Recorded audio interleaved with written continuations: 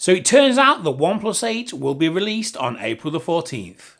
Now this is exciting times for all you mobile phone junkies because OnePlus is known for its high spec phones at affordable prices. So what we're going to do now is we're going to look at what we possibly may already know and what we are hoping for the best bits of the OnePlus 8.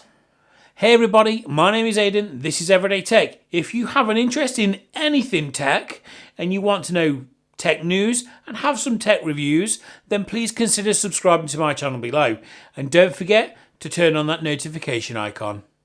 Okay, so with the imminent release of the OnePlus 8, what can we expect? Well, the biggest news for me is the possibility of 3 new phones. The OnePlus 8, the OnePlus 8 Pro and the OnePlus 8 Lite. So full disclaimer, we don't actually know the full specs of these. These are all rumours that have come through the mill, but usually rumours are pretty good and they're pretty reliable. So you can take it with a pinch of salt, but it's likely that these things will be going ahead. So I'm not going to literally cover everything that I think we know about these phones because we just don't know. So I'm just going to cover the topics which I think people will care most about. So I'm not going to talk about the size of the screens because, to be honest, they're pretty much all going to be a similar sort of size. There's not going to be that much difference. And, if you're that bothered that, this phone is going to be, 1.3 millimeters thicker than the previous model, then yeah, this probably isn't for you. But what I am going to talk about is, well, the screen, for one. Let's start with that. So they are hoping that going to be, AMOLED screens. But then you hear on the grapevine that they're going to be doing, full HD plus screens. So I hope they go down the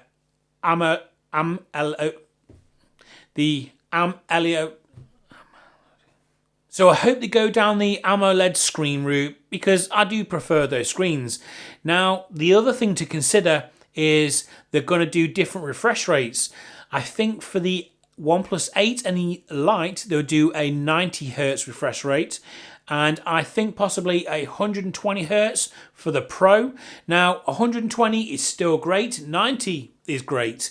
But it's not going to be as high as some of the others. I know there's a gaming phone that's been out recently, and I think that's doing 144 Hz. 120 is still going to be great. And to be honest, you're probably not going to really see much of a difference between 120 and 144 on a mobile device anyway. But for you gamers, it should make for a smoother experience. The other thing we're going to talk about is the RAM. So again, over the 3 devices, I think it could be anywhere from 6 to 12 gigabytes of RAM. Anything from 6 from the Lite up to 12 on the 8 and the 8 Pro. Now, for me, this is overkill. I mean, I edit 4K video footage on my OnePlus 6T, which is, a couple of years old now. And that's, 8 gigabytes of RAM?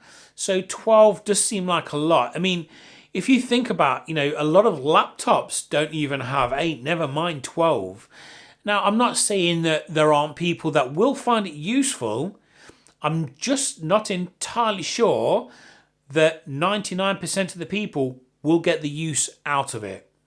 But hopefully you will have the choice. I don't think you're going to be able to have the Pro exclusively in 12 gigabytes. Hopefully there'll be a slightly cheaper version, maybe with an 8 gigabyte version. So another cool thing which I think OnePlus may be heading towards, and it's a big one that most people have been wanting for a long time, and that is wireless charging. Now, OnePlus have steered clear of wireless charging in the past because they've had a pretty good success rate with their fast charging wired cables.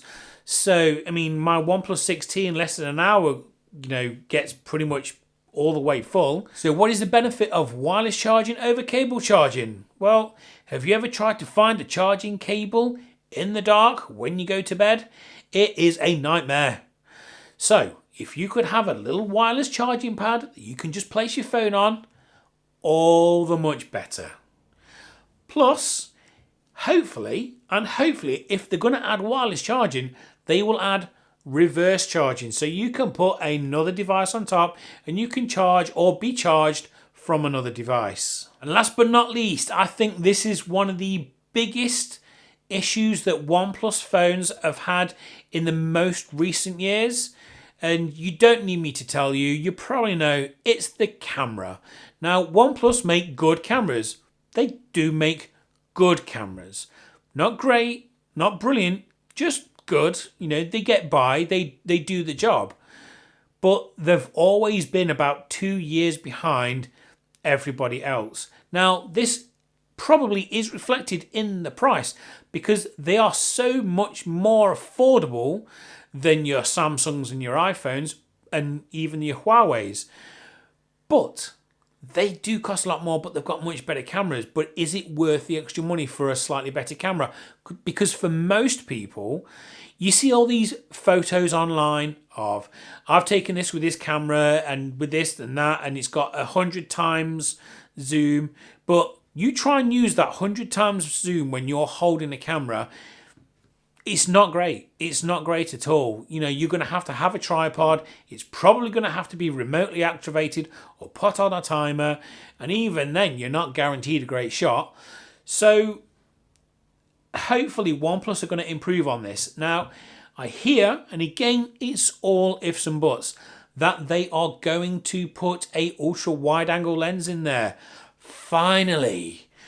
Because an ultra wide angle lens is actually a useful piece of tech that people do enjoy. This is the one thing that they've been lagging behind on for a long time. I mean, my wife's got the LG G6. She's had that for 3 odd years now. That had a wide angle lens, and OnePlus has released several phones since then. Not even a sausage on any of them. And hopefully they're going to improve their nightscape mode, because their low light photography is pretty atrocious, if I'm honest. There are so many other phones that take better low light photos, and a lot of people do find that they don't use the software that's in the phone. They install Gcam on the phone, and even with the camera that's in here, you get better results. So hopefully with better hardware and better software, OnePlus will be having the phone not to die for, but that the customers deserve. So guys, I hope you found this useful, and if you have, don't forget, hit that like button, subscribe to my channel, and hit that notification icon. And guys, I'll see you soon. Bye.